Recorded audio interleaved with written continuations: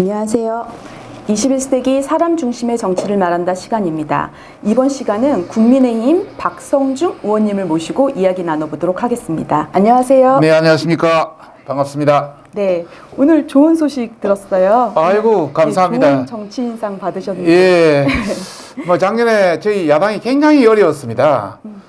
총선에 참패했어. 그러다 보니까 여당이 180석 넘는 의석을 가지고 입법도 그냥 마음대로 입법 독재를 해서 여러 가지 선거법이라든지 공수처법이라든지 기업 규제 3법이라든지 또 임대차 3법이라든지 막 통과시켰지 않습니까? 그렇죠. 참 어려웠는데 그런 과정에서 또 이렇게 상을 주시니까 몸둘 바를 모르고 하여튼 올해 더 잘하라는 표시로 열심히 하도록 하겠습니다. 네, 네. 소감 간단하게 해주셨네요. 예. 같이. 네. 그 의원님 오늘 또 오전에 아까 오후에 그 월성원전 네네. 관련돼서 기자회견 하셨던데 그게 어떤 내용인가요?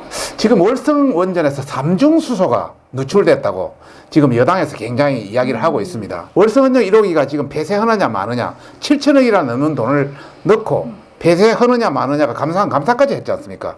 여러 가지 문제가 있으니까 이제는 감사라든지 이런 게 또 폐쇄가 할 필요성이 있다. 감사도 문제가 있다. 이런 걸 나타내기 위해서 삼중수소가 마치 굉장히 문제가 있는 것처럼 이렇게 호도를 해서 하는 것은 굉장히 문제가 있다 해서 우리가 구체적인 데이터를 가지고 말씀드릴 거예요.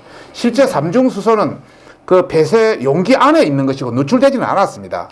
그리고 그 농도도 바나나 6개, 멸치 1개 정도의 농도밖에 되지를 않고 상당히 미미한데 그것이 마치 국민들한테는 큰 어떤 유해한 그런 것처럼 부풀려서 하는 것은 이것은 문제다. 이런 차원에서 저희들이 기자회견을 하게 되었습니다. 그래서 민주당 측에서는 뭐 외부로 유출은 없었어도 이게 뭐 미미한 수준이지만 그 삼중수소는 유전자 이상을 유발하는 방사성 물질이라서 막 굉장히 충격적이라고 얘기하시는데요. 삼중수소는 우리 일상적인 생활에도 많이 있는 겁니다.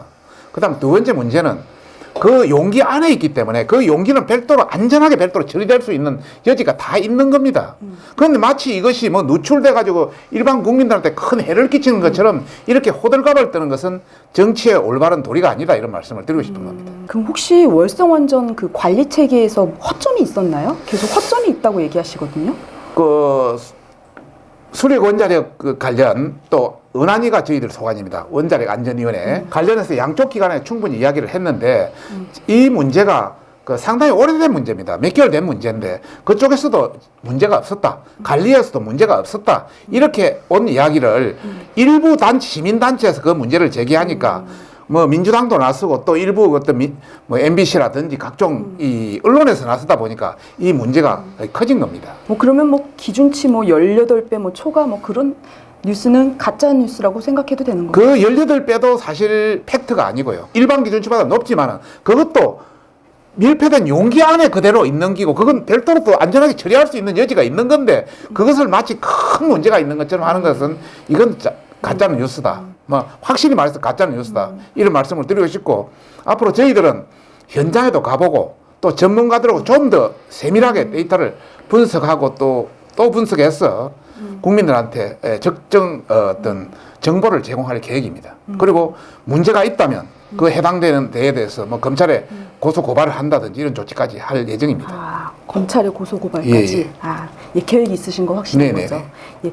그래도 이번에 그 카이스트 정용훈 교수님께서 페이스북에 글을 남기셨더라고요. 네네. 그 글을 남기시면서 지역 주민들의 나쁜 소문으로 인해서 피해 보는 건 지역 주민이다. 네네. 위험 없는 곳이 버려진 땅처럼 알려진다라고 해서 글을 올리셨더라고요. 그분도 전문가 아니겠습니까? 그분 전문가이기 때문에 그렇게 부풀릴 그런 위험은 아니다는 말씀이고 저희들도 이런 해명 자료를 기자회견 자료를 낼 때는 전문가들의 의견을 다 거쳤습니다. 전문가들 의견도 거치고 또 우리 김영식 의원도 금호공대 총장을 지낸 이쪽 전문가입니다. 그래서 충분히 전문가의 의견도 받았다는 것을 말씀드리고 싶습니다. 예. 그래서 국민들은 굉장히 지금 불안한 상태인 것 같고 그렇게 해서 자꾸 뭐가 사실인지도 잘 모르겠는데 이거 좀 정치권에서 좀 정리를 좀 해주셔야 될 것 같아요. 참 여당이 나쁘다 저는 그런 말씀 드리고 싶습니다. 월성원전 폐쇄는 대통령의 어떤 뜻에 따라서 물론 여당의 뜻에 따라 청와대의 뜻에 따라서 어떤 폐쇄의 어떤 이런 과정을 밟아가고 있지만은 실제 그렇게 위험하지도 않는 것을 부풀려서 마치 자기들을 정당화하는 여당이 그렇게 해서는 안 된다. 나쁜 뉴스, 또 가짜 뉴스, 또 조작된 뉴스를 함부로 국민들한테 제공해서도 안 된다 이런 말씀을 드리고 싶네요. 저희가 정 교수님이 올리신 내용에서 뭐 이제 유용한 비교 수치라고 해가지고 올려놨는데 참 재밌더라고요. 바나나 한 개 피폭량하고 뭐 삼중수소 5,100kcal 섭취하는 거랑 같다. 뭐 예, 그렇게 예. 해서 내용 올려놓으셨는데 이 부분도 국민들께서 좀 참조를 하시면은 많은 도움 될 것 같다고 생각이 되고요. 네. 아, 또 혹시 이 원전 앞으로 계획에 대해서 뭐 이제 검찰 고발하고 뭐 따로 뭐 또 하실 거 있나요? 아니. 이제 이 관련해서 민주당에서 저렇게 이야기를 하고 또 일부 언론에서 이렇게 보도를 했기 때문에 그 자세한 내용에 대해서는 좀 더 그 조사를 해봐야 되지 않겠습니까? 그래서 전문가들과 참여해서 실제 사실이 어느 정도 문제가 있는지 여기에 대한 부분을 저희들이 추가적으로 한번 현장도 가보고 일을 할 계획입니다. 지금 국민의힘이 굉장히 소란스럽더라고요. 예. 그래서 이제 보궐선거 앞으로 4월에 다가오고 있는데 뭐 당대당 통합 얘기까지 나와요. 예, 그거는 어떻게 생각하시는지? 그런 측면을 본다면 국민의힘은 상당히 민주적이다. 저는 그런 말씀을 우선 결론 드리고 싶고요. 민주당 여당에서는 다른 말이 나오면 그 사람이 탈당을 한다든지 여러 가지 문제가 있잖아요. 못하게끔 여러 가지 조치를 해서 막지 않습니까? 우리는 다양한 의견이 존재하고 있다는 것은 당이 그만큼 민주적으로 어떤 운영되고 있다는 징표고요. 우리 내부에는 크게 한 3가지 흐름이 있습니다. 각자 뭐 국회의원도 각자 헌법기관이기 때문에 자기 주장을 할 수 있는 것 아닙니까? 그쵸. 그래서 예를 들어서 만철수라든지 금태섭이라든지 밖에 있는 인사들 이런 인사들이 당에 들어와서 해라. 당에 우리 국민의 힘으로 들어오너라. 이렇게 하는 게 주장하는 분도 계시고 또 다른 한 분은 우리 대표 선수를 뽑아서 안철수나 금태섭이하고 같이 붙이는 그 순차 경선 우리가 먼저 하고 대표를 뽑아서 같이 붙이는 이런 순차 경선을 주장하는 분도 계시고 또 다른 한 분은 삼지대에서 그냥 전부 뭐 어느 일정 프로 지지율 이상 되는 사람이 한꺼번에 모여서 원샷 경선을 주장하는 사람도 있습니다. 각각의 주장이 있기 때문에 뭐 그걸 가지고 손을 나쁘다고는 할 수 없죠. 여하튼 저희들은 최대 공약수를 찾아서 정말 단일화하고 또 그 여당을 이길 수 있는 후보를 선택해서 최선을 다할 겁니다. 제가 서울시당 위원장으로서 책임지고 열심히 하겠습니다. 혹시 그러면 그 3가지 안 중에서 예, 예. 어떤 안이 제일 현실적이라고 보세요? 뭐 3가지를 주장하는 분들이 다 계시기 때문에 내가 만약 이야기를 하면은 상당히 이제 가치관이 작용되니까 앞으로 뭐 우리 내부의 여러 가지 어떤 다수결이라든지 또 여러 가지 의견이 반영돼서 최대 공약수를 뽑아내지 않겠습니까? 그러나 뭐 내 개인 의견을 묻는다면 내 개인 의견 네. 개인 의견을 묻는다면은 그래도 우리 당이 국민의힘이라는 103석을 가진 당인데 102석을 가진 당인데 우리 대표를 뽑아서 하는 것이 바람직하지 않겠느냐. 그 말인즉 1대1 네, 1대1이나 뭐 3대1이나 1대2나 뭐 여하튼 전체적으로 그렇게 뭐 2대2나 뭐 어떤 공통 분모를 뽑아서 하는 것이 낫지 않겠느냐. 예, 그게 예, 가장 현실적인 예. 것 같다. 만약에 느끼신 거죠. 상대방은 한 명 들었는데 우리는 여러 사람이 있으면 우리의 어떤 의견이 결집된 건 아니지 않습니까? 또 공평하지 못하지 않습니까?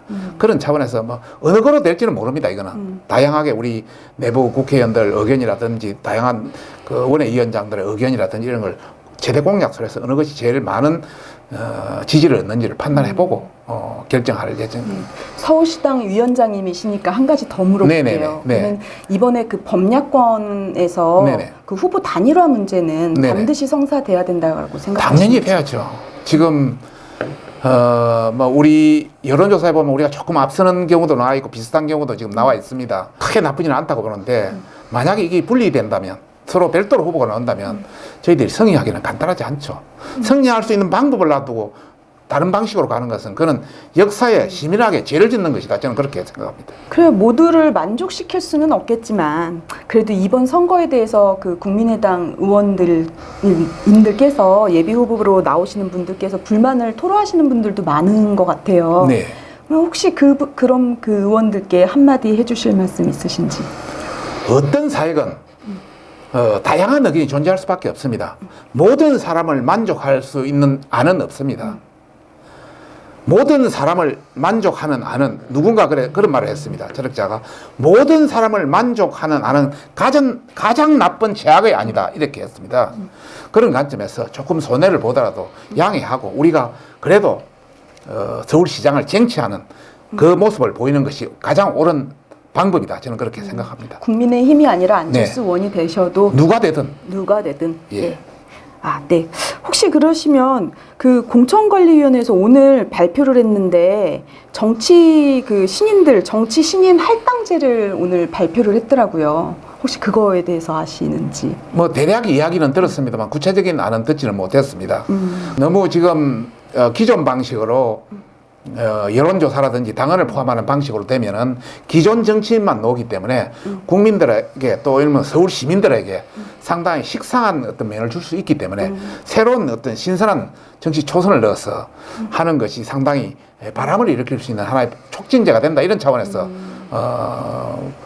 여러 가지 고려 끝에 놓은 아니라고 생각하고 있습니다. 이번에 반드시 이겨야 되겠죠? 이겨야 되죠. 도와주십시오. 네. 그러면 이제 선거가 이제 한 3달 정도 안 남았잖아요. 그렇습니다. 예. 그 마지막으로 이제 서울 시민들에게 하실 말씀 있으신지 한마디 해주세요. 예. 지난 10년, 박은선 시장의 지난 10년을 되돌아본다면 서울시정이 도시 경쟁력에서 굉장히 하락했습니다. 또 우리 시민의 살기는 굉장히 어려워졌습니다. 또 전반적으로 시민들께서 느끼는 부동산 문제라든지 세금 문제라든지 기타 어떤 생활의 어떤 안정 문제라든지 이런 관점에서 굉장히 낙후됐다. 그리고 SOC 투자라든지 뭐 시민단체 또 돈을 배부하는 현금 복지라든지 이런 단계는 많이 나아졌지만은 미래를 보고 투자하는 SOC 이런 게 많이 낮아져서 서울의 경쟁력은 많이 낮아졌습니다. 그런 차원에서 저희들한테 기회를 주신다면 정말 시민을 위해서 또 우리 국가를 위해서 더 좋은 그런 역할을 해서 꼭 보답하겠다는 말씀 드리고 싶습니다.